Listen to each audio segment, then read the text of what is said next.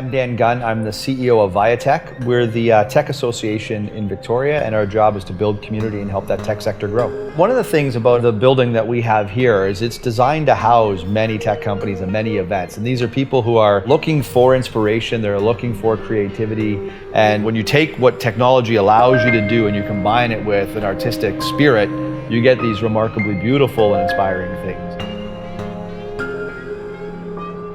We had it up just in time for a big event here where we were celebrating our 5th anniversary in the building.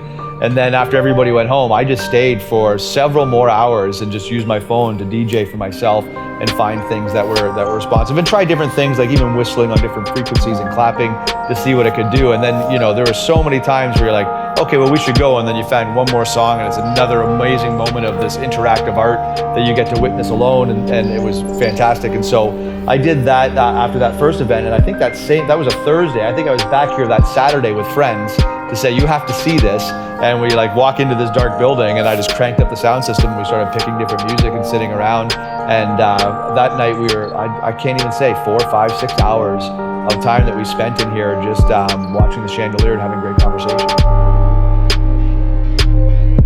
Anybody can go online and order a color-changing light bulb that connects to an app. But what about having 500 of them suspended together that are sound responsive, interactive, frequency-driven, percussive? That's not something you get just on Amazon, right? You need to work with real artists and real innovators to do that. And so we're really excited about what that says to the people that we work with and what it provides them and the fun we get to have with it while we're doing the rest of our boring jobs.